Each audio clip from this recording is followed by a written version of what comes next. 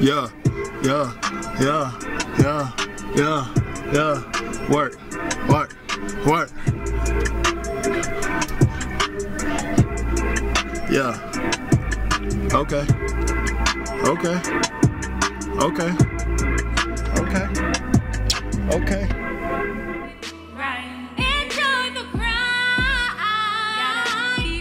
What's up, guys? It's Graves, and today we're gonna answer how to impress scouts in a CFL tryout. Alright, so I'm multitasking here so you guys are not stuck in my house every time I do one of these Q&As, but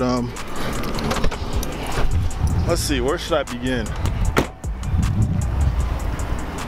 So basically, if you're trying to impress a scout, you got to understand first that the impressing the scout actually happens before the actual tryout.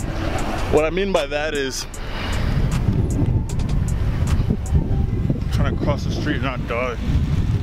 What I mean by that is highlight film.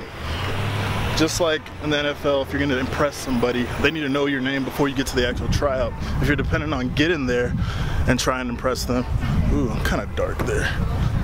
You're kind of hurting yourself, only because you need some credit so that they know who to look for. You gotta understand, like, CFL tryouts mean anybody can put in their money, put in a bid, and it's really just a big money maker for the teams that are looking for people to play theirs, right?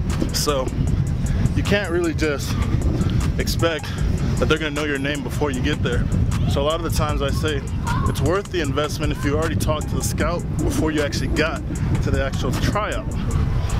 It's hard to talk with a toothpick in my mouth. So the first part of impressing him is before you even get there. Afterwards, the next part is actually what you look like. So it's called an eye test. If he looks you up and down and you look like an athlete, you look like you can play professional football, he's already checking off one thing. You look like the part, right? Just like if you're gonna be an actor for a movie, right? You gotta make sure that you actually look like you're playing the part. So when I went, they were looking at my film initially, and after they saw my film, they told me, hey, we like what we see. We pretty much just want to make sure that what we saw on film was the same person. So I was really just going there to check off the fact that I'm the same person. So that's the next piece. Third, you got to separate yourself from every other person on that field. I don't know if you guys know what swag is. That's one way to do it, but if you're gonna be swagged out, you gotta be able to keep and maintain that swag. When I say maintain that swag, I mean you gotta play at that level. So I used to swag out. I start dancing, I start warming up, feeling good, feeling great, talk to the scouts, introduce yourself, be early. I was always the first one there.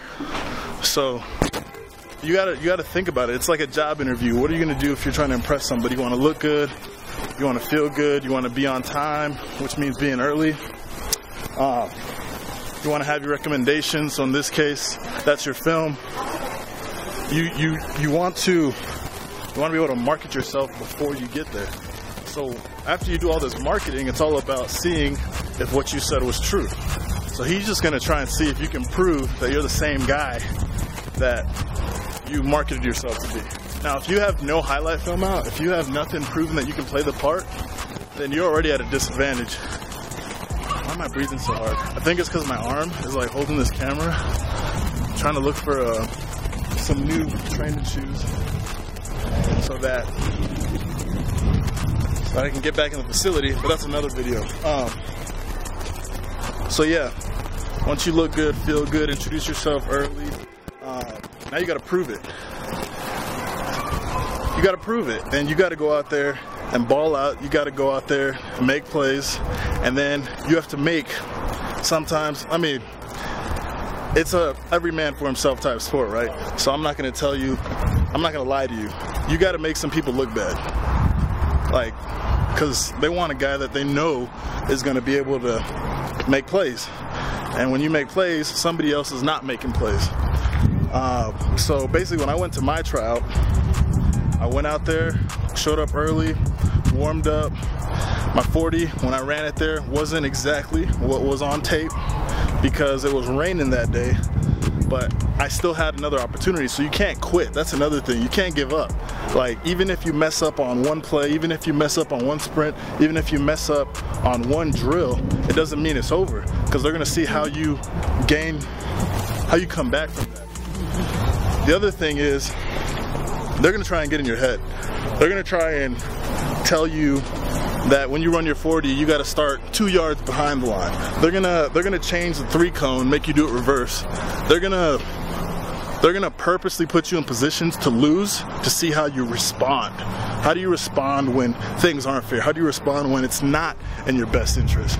So you got to mentally be prepared. You gotta go in there knowing that you are the mother effing ish, right? I got a job, so I can't cuss like that. And you got to know that you're about to take somebody's job. So, I mean, the impressing is done before, during, and after, because you want to leave off, you want to leave them remembering your name. So whether that be you greeting them at the end of the tryout, you giving them your business card, you making sure you carry some tape like a dude with a mixtape, you got to think different. You got to be willing to do things that nobody else is gonna do, and do them at a high level. If you're not gonna be willing to do that, how are you gonna set yourself apart? So my 40 wasn't all that great at that tryout, but I was a linebacker. It was funny because I was trying out as a linebacker, but they signed me as a defensive end. That's something a lot of people don't know. So what that means is I had opportunities to show out as a linebacker, which means I did those drills.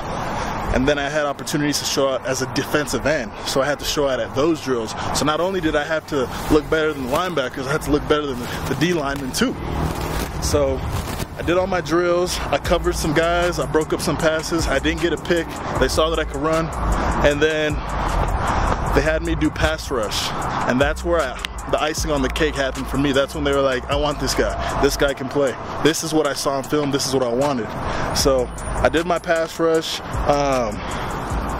I was literally on fire, man. I was just hitting it, heating up. I beat the dude on the left, I beat the dude on the right, I hit my spin move. Everything that I showed on film, they saw it, and that was it.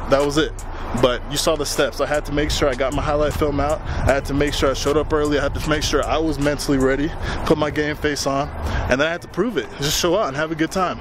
So if that answers your question, do all that. I wish you guys the best.